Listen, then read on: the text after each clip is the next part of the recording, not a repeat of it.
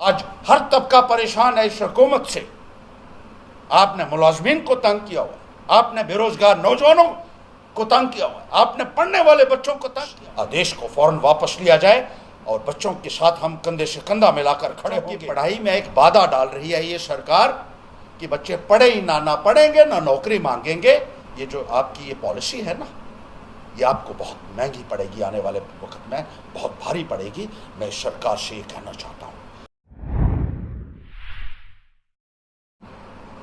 Sir, ये जो press conference आज रखी गई है, किस विषय को लेकर रखी गई है? देखिए, बहुत ही अजीबोगरीब एक आदेश सरकार की तरफ से निकला हुआ है जिसमें 12th पास बच्चों को ये कहा जा रहा है कि आपको पहले एडमिशन टेस्ट देना होगा और उसके लिए बाकायदा फीस तय की गई है और एडमिशन के लिए टेस्ट जो है वो आप दूसरे स्टेट्स में करवा रहे हैं।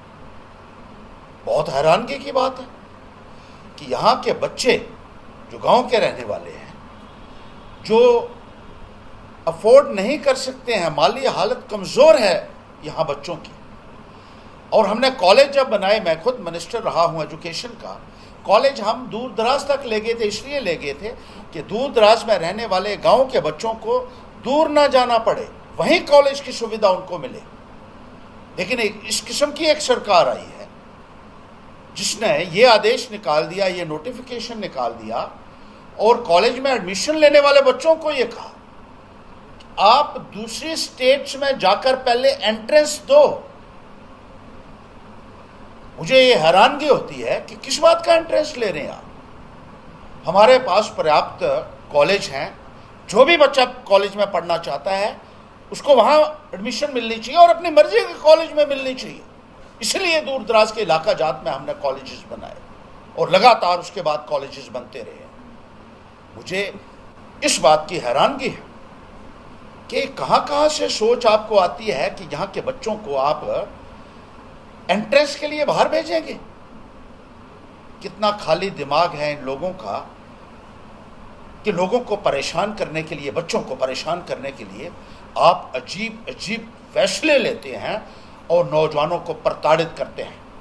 This is the greatest harassment to the youth who aspire a degree from the colleges. मैं पूछना चाहता हूं लेफ्टिनेंट गवर्नर महोदय सरकार से कि क्या वजूहत हैं। पहले भी लोगों के अंदर एक बहुत भारी रोष देखने को मिला जब आपने एडमिशन का एक फॉर्म निकाला और 1500 रुपये आपने उसकी फ़ी रख दी। ये एक वेलफेयर स्टेट है जहां मुफ्त तालीम का एक प्रावधान है, हमने अपने टाइम में कभी नहीं लिया। जो कॉलेज में एडमिशन लेना चाहता था उसको कॉलेज में एडमिशन दिए। हमारा बच्चा पढ़ना चाहिए, we have to prepare him to face the contemporary world. और आप ये कोशिश करते हैं कि इन बच्चों की पढ़ाई के ऊपर किसी तरीके से अंकुश लगाया जाए। कितनी ही बच्चियां आज भी हमारे पास आकर ये कह रही हैं कि इतनी दूर जाना हमारे लिए बहुत मुश्किल है, कितना खर्चा इसमें होगा, कितनी असुविधा होगी, कितनी इनकन्वीनियंस होगी। लेकिन सरकार के कानों में जूं तक नहीं रेंग रही है। लेफ्टिनेंट गवर्नर महोदय, आपको मैं याद दिलाऊं कि आपने ये कहा था कि यहाँ सेंटर बना देंगे।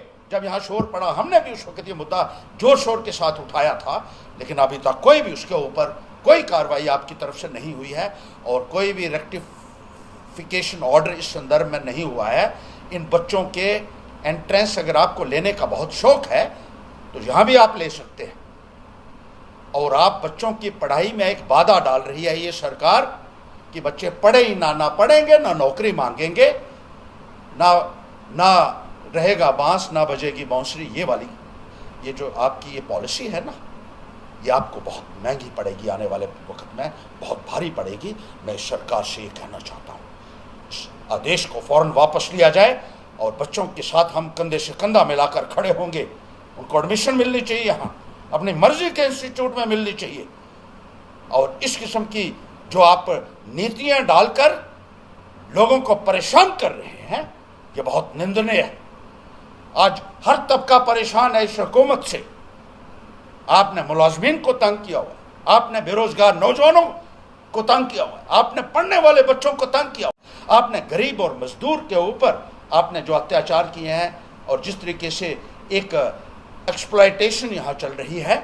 जम्मू कश्मीर के अंदर सुनने वाला कोई नहीं है, और इसीलिए मैंने सुप्रीम कोर्ट में भी एक पिटीशन लगाई है कि यहाँ जल्द से जल्द इलेक्शन की जाए, चुने हुए नुमाइंदे आए जो पीपल फ्रेंडली डिसीजंस ले सकें और लोगों के हित में कानून बना सकें। ये डिक्टेटोरियल लॉज जो आप यहाँ बना रहे हैं, ये हिटलरी राज खत्म होना चाहिए और नौजवानों को अपना अधिकार मिलना चाहिए, उनको अपना हक मिलना चाहिए। इस संदर्भ में हमारी लड़ाई पाए तकमील तक रहेगी और नौजवानों से कंधा मिलाकर हम उसकी लड़ाई को लड़ेंगे और उनको इंसाफ दिलाने के लिए कुछ भी कर सकते हैं। ये हम इस सरकार को एक कहना चाहते हैं, ये एक जताना चाहते हैं। और अगर आपकी जल्दी ही नींद नहीं खुली तो आने वाला वक्त जो है वो नौजवान आपको करारा जवाब देने के लिए तैयार हो चुका है। ये मेरी बात अपने पल्ले बांध लीजिएगा, ये मैं इस सरकार को जताना चाहता हूँ। जानिए खबरें, खबरों की सच्चाई तक। You are watching radio Deepika news broadcast.